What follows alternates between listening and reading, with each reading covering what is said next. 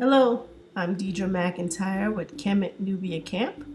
I'm one quarter of the team. There are four of us in total, and we're bringing for the first time ever a summer camp experience that's virtual for children from kindergarten through 12th grade and their families. We're actually selling family packages so you can partake of the virtual lessons that we'll be conducting this summer. So consider this pretty much an open house of some of the things that we're going to be covering and why we're covering it. So here's an example of some of the artwork you may have seen floating around the internet. We used a lot of stock images of the children. It was good to actually compare them to the artifacts. That's actually an artifact of one of my favorites, Meroe from the 12th dynasty.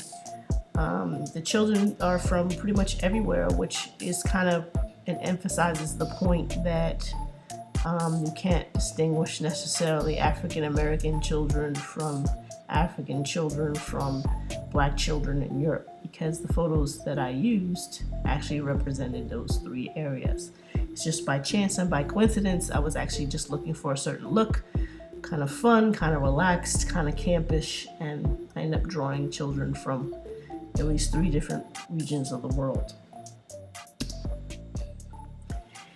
So here we have another one of our ad photos that are floating around the internet, and that's an artifact of Ta-Sety, who was actually a child when she passed away, but also one of my favorite artifacts. So you can find us on Facebook as well as YouTube. Facebook was our first property of Kemet Nubia Kamp. We spell it with a K.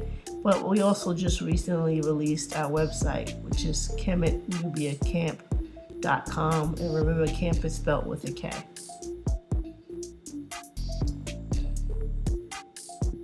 The top banner and the bottom banner are two that the children will be familiar with. Top represents the banner for the classroom for students from 6th grade through 12th grade. So they'll know which classroom to enter because it has that purple banner, dark purple banner. The bottom lavender banner is the banner for the kindergarten through 5th grade classroom. So students who see those younger children will know where to enter their classroom. What to expect? We're going to have 10 live stream classes. The duration of the class, an hour to an hour and 15 minutes max. We're covering 10 different themes. So some examples include Medu Nature script, hair care or artifacts relevant to hair, sports and games, fashion and festivals, music, and more. So you realize that we're presenting something a little bit different than they may be exposed to in a traditional classroom, which often focuses on the building of the pyramids and their religion or mummification. And we probably won't even touch that too much. There's just way too much to talk about in terms of artifacts that they left that reveal elements of their life that can still be found throughout the African continent, and that's what we want to draw upon. They will have an online classroom, so they will check into that webpage for attendance and retrieve the live stream link. The links may change every single day, so they have to check in for attendance and retrieve the link, and then go to the live streams. And obviously the high school, the secondary live stream, 6th through 12th grade, is going to be a different time from the kindergarten through 5th grade because we're doing it live. The online classroom will also have access to archived lessons. So if you cannot make the live stream, it's not overly important. You can actually go in and see the lesson for the day and go through it in a self-paced format and actually watch the same videos and have access to the same works pages that we did during the lesson. The only disadvantage is that you may not be able to ask questions back and forth in a live fashion. We'll also have extra documents in that online classroom because there's a lot of materials that we won't be able to cover, but it's just good to have. You can just download them and do the activities or save them for the school year, whatever you would like to do. Okay, these symbols that you've probably seen on the previous slides, the cat temple represents the younger group. Some workshops, some work pages will have this specific symbol on it, or will have both the next symbol and this symbol. It's just to let you know that we feel it's appropriate material for the age group. So just a quick glance, you'll be able to see it. It's not that it's restricted. So you have a 5th or 4th grader that's like, I want to do the worksheet or the project that had the other group on it. That's perfectly fine. It's not meant for that. It's just to give you an idea of the level in which we were thinking about when we created the material. Not a lot of material is going to be for kindergarten through 3rd grade. I just didn't want to exclude anyone who was from that age group. This is why we encourage parents and grandparents and older siblings to attend with younger children, because their ability to grasp a lot of the content might be a little over their heads. They may be able to get a little bit out of it, but not all of it. So I certainly didn't want to exclude people, to say, look, we started this camp at 3rd grade, and sorry, you're losing out because you're in 2nd grade. So we just did the entire scope of the elementary age group, and as a parent, you can decide on how to cover the material. But we do have these symbols on some of the work pages that give you a quick idea. Okay, this is for my child in my age group. The hot symbol is an actual Meroe symbol. It can be written vertically or horizontally. It's almost like 2 rectangles. It means house or temple, and think of it as house of worship or temple of worship or center of worship, that sort of meaning. And the cat symbol, which is mu, is also a Meroe symbol, and obviously means cat. So you can actually see Meroe or hieroglyphs in which the cat, there's a symbol inside of a hot symbol, and it's, Asar's temple or something like that. So this is cat temple. And the second one, hot raw, is a reclining lion. Raw is lion, and it is a Meroe symbol. And as we discussed also previously, the hot symbol is also meaning house or temple, and house as in house of worship, not necessarily house that you live in. And I just pointed to a couple of artifacts that, you could find it written in the regular Meroe at the top, but you can actually see it sometimes under thrones, that kind of iconography, as if to say the deity above. This is reflecting the house of worship or the worship group of that particular deity. So you have Osiris, Asar, or Osiris in color, and I think that's the goddess Ta-Sety in the kind of the grayish one. What to expect? Actual artifact photos. Again, I'm using my favorite Meroe from Ta-NHSy, Met Museum.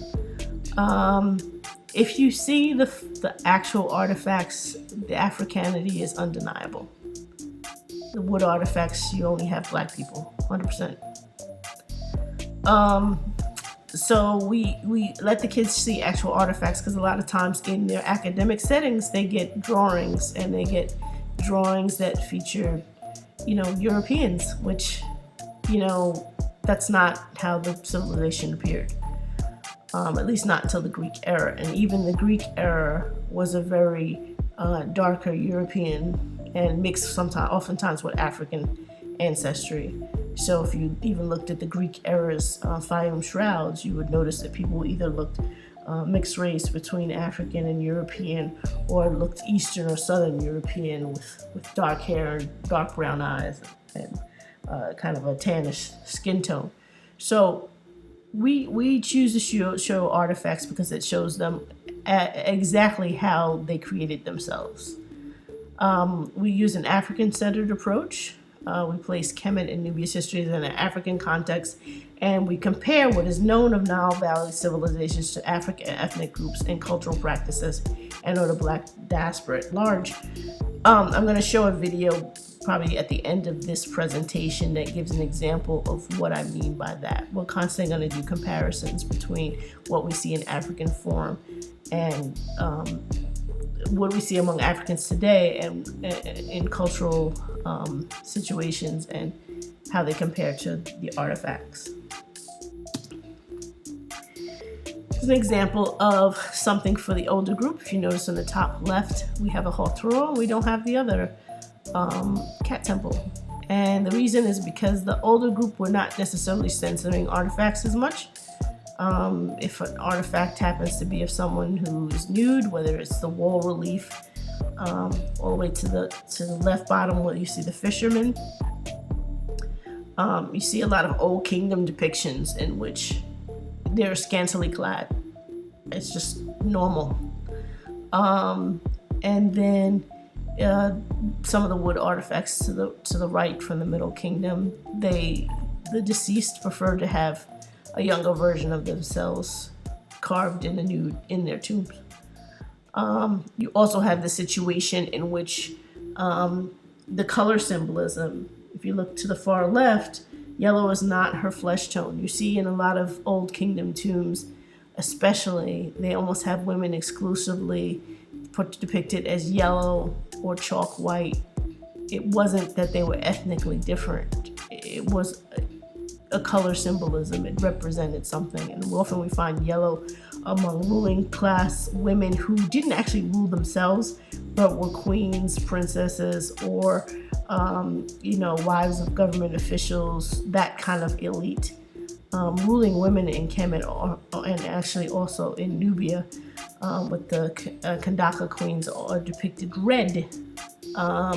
What you have of the ruling class of Kemet, it was a skin coating of red. And at the bottom center, you can see where Africans ceremonially, whether it's initiation ceremonies or wrestling events or other types of courting events, still coat their skin with red, yellow, chalk white, and even pitch black, which were the four primary colors that Kemet did the exact same thing with. But Kemet had a lot of depictions in brown, which is we have at the top center the daughters of Akhenaten and Nefertiti, who are brown skin and hair shaven, and then you have the wood artifact to the top right as well. So the younger class, the younger kids, there aren't that many artifacts which that specifically name children, but you do see them in different depictions. So, we won't necessarily, with the younger kids, say to the far left with Ta-Sety, we won't say that's her coffin lid. We don't want to freak them out. We'll just say it's an artifact of a young girl named Ta-Sety. And then we'll do like in Tut. If there's a facial comparison, that's the next one between Tut and a girl from Guinea-Bissau. And to the far right is actually a girl as well, but we cropped the photo because it's also a full nude carrying the pot. That's enough for them to see, and you can see there's a shaved head again and a side lock. And down below are actually women weavers, kind of emphasizing again that men and women were not different skin tones. They were varying shades of brown. So the younger set will have shorter lessons, more animations, more videos. Some artifacts will be cropped. They'll still have the comparisons to Africans today. And both groups, if we have the space, and hopefully we should have the space, they'll have a bring a friend day early on. So we'll give a special link to some friends if they want to invite them, maybe more than once. We'll see how the registrations go. What are we covering? 10 lessons, 10 different topics is what we're covering. So this gives an example of the script. It's not the full lesson, but when we talk about the script, we're going to show the entire range of the script. A lot of times when kids hear about ancient Egypt, they're like, oh yeah, the hieroglyphs.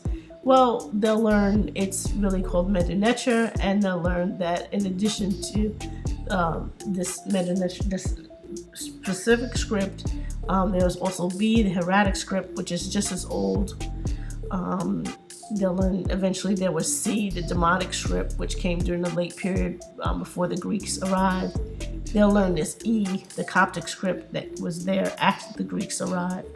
And they'll learn D also in the late period, the Meroitic script. Oh, actually, after the late period, the Meroitic script of the Kandaka queens in Sudan had a script, and then that script still remains to be translated completely. There's about 1,000 symbols that have been identified, but it still hasn't completely been deciphered.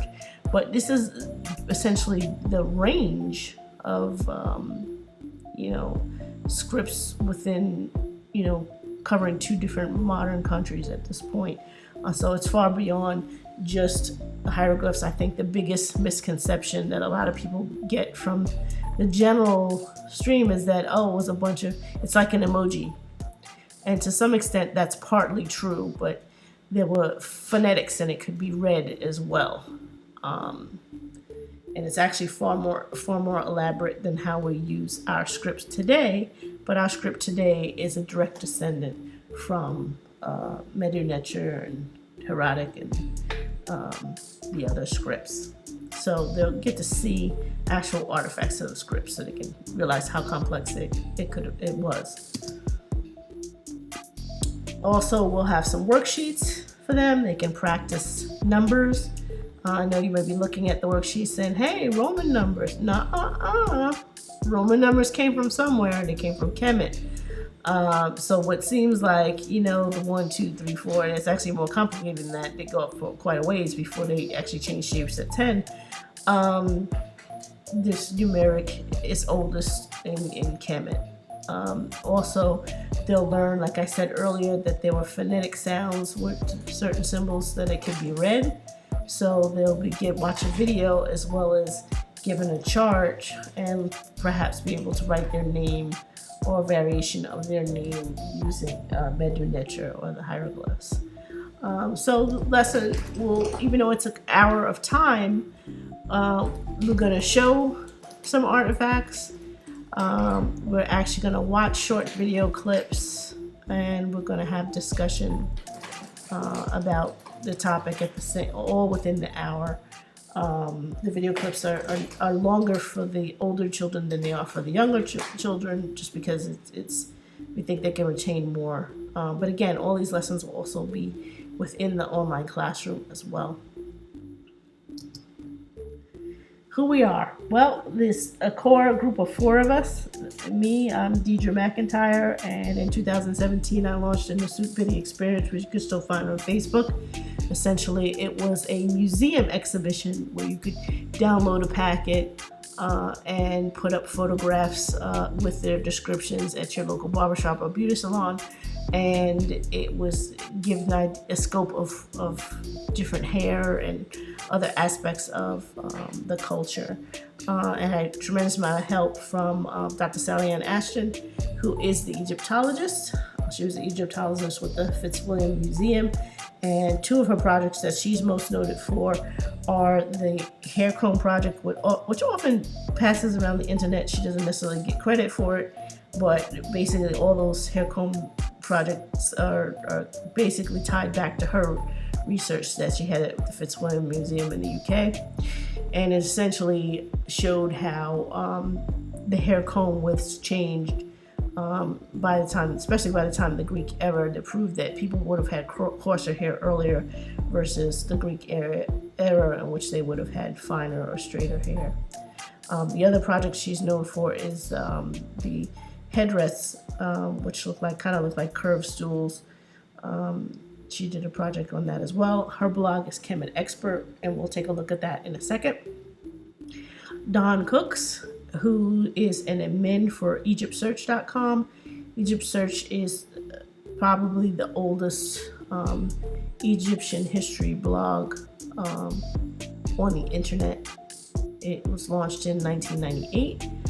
And it is kind of we'll take a look at what it looks like, but it's definitely a more of an old school blog, and you need to get your weight up and prepare for debate. Don't have thin skin, but there's a lot of rich content there as well. A lot of people who you might not know their names, but they provide the evidence to show that they know their stuff.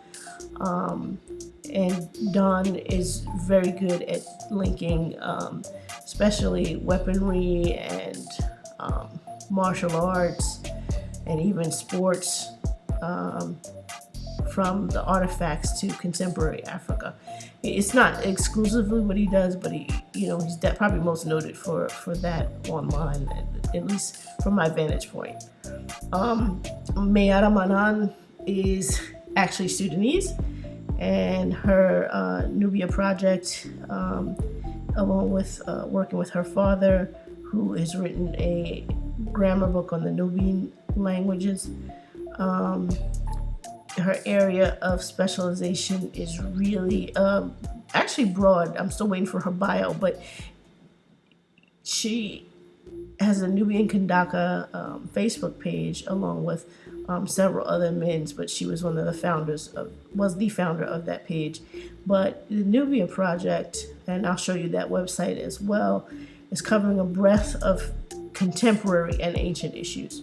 So the contemporary issue of the continuing controversy of damming of the Nile River and water demands, and how that has affected, and flooded and moved Nubians in Egypt as well as Nubians in Sudan off their native lands, because it's basically flooded to create lakes like Lake Nasser. So there's that, and then there's also the preservation of African identity, which is, the survival of the existing Nubian languages, being able to write it and teach it to younger generation.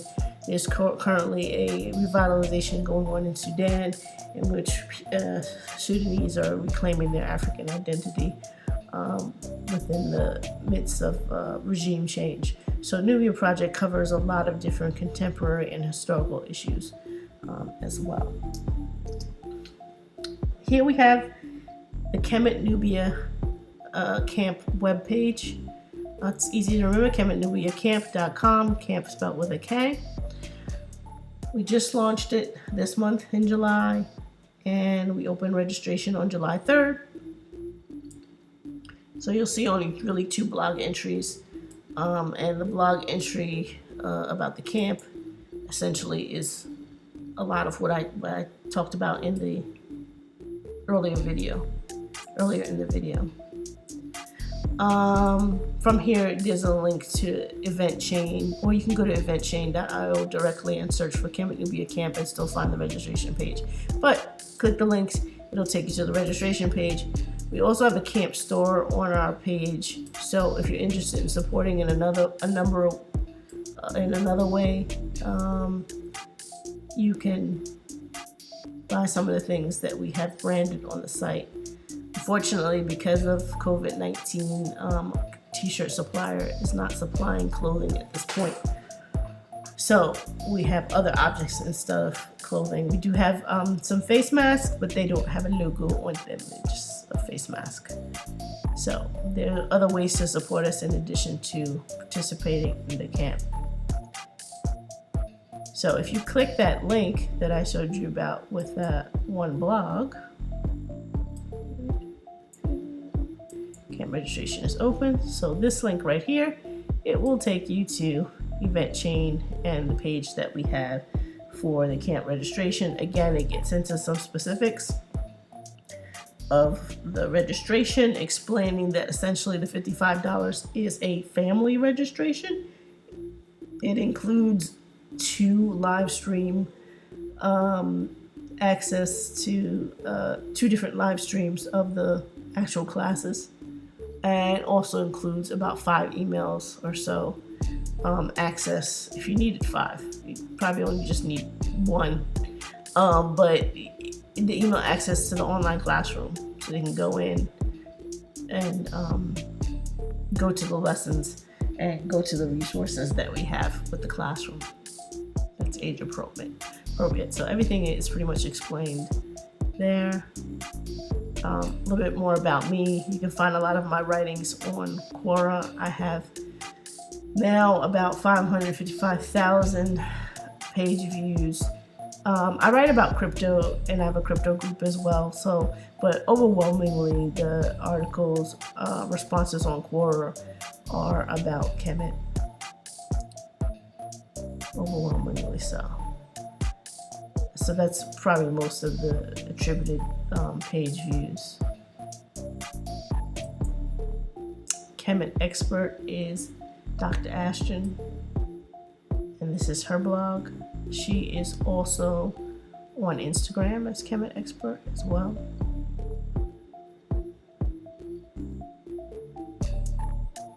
So I'll give you a scope of some of the things that she has written about. EgyptSearch.com. I actually went to the forums area. There's a link usually at the top about the forums, and you can see it's very discussion board-ish in its presentation.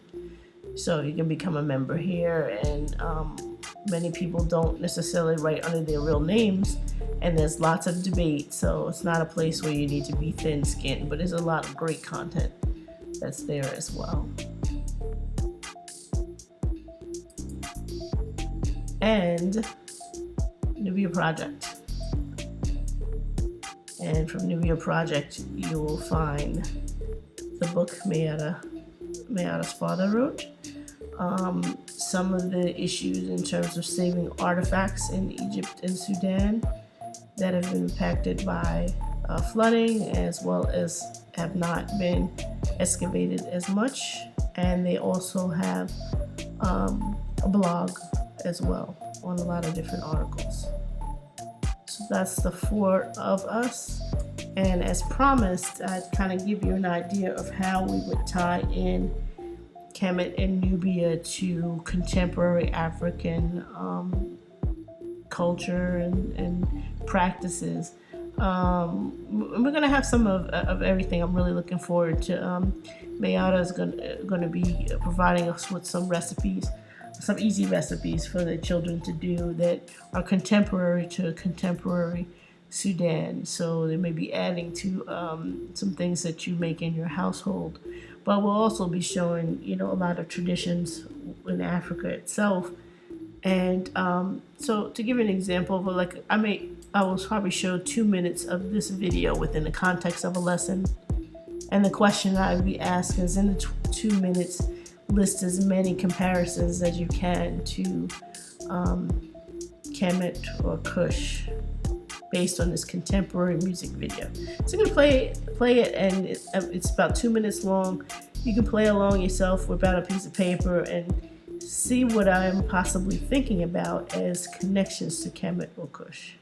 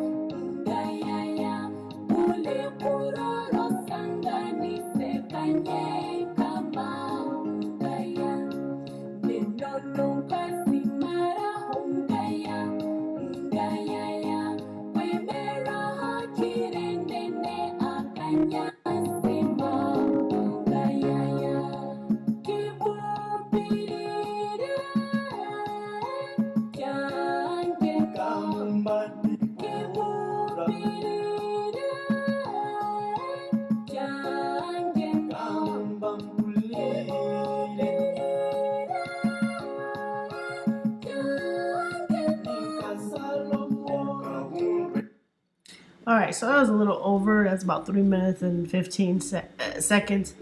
But essentially, you can come away with at least 10 direct comparisons to Kemet in this particular video. This is actually the Batoro people in Uganda. I'm not going to tell you what they are. If you didn't come to 10, then you definitely need to register yourself and your children. And I'm not even making vague references. I'm not even saying, oh, well, she wore earrings and they wore earrings in Kemet.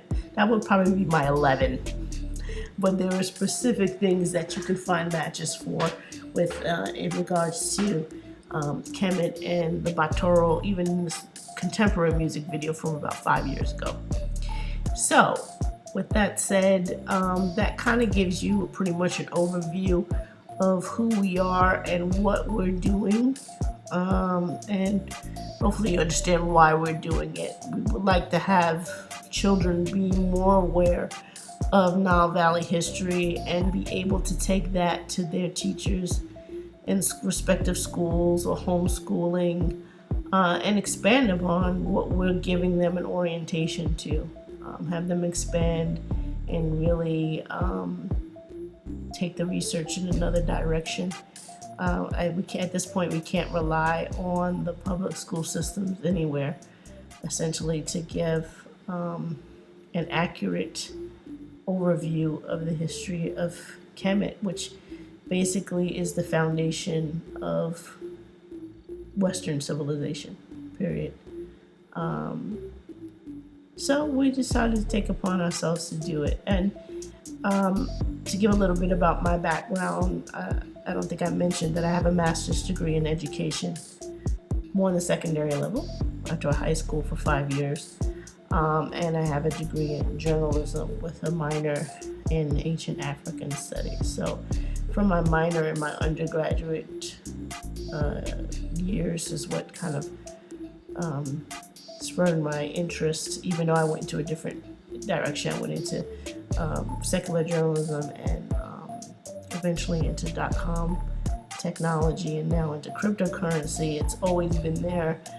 I think people who see me in the Kemet groups probably have no idea I write about cryptocurrency, and those in the cryptocurrency sector have no idea I write about Kemet. But, you know, I wanted to, sitting home on quarantine and talking back and forth to these four, we thought we'd take the challenge and the plunge to actually develop something that in quarantine that would give a broader group a sense of what the history was about and show some connections. So we look forward to seeing you, and if you have any questions about the registration or about the camp in general, feel free to contact me. You can be contacted by way of the Facebook page, or you can just tag me on Facebook, Deidre Ramsey McIntyre. I think I'm the only one with that full name. And I'll respond as soon as possible. So I look forward to seeing you at Kemet Nubia Kamp and your rest of your family. Take care.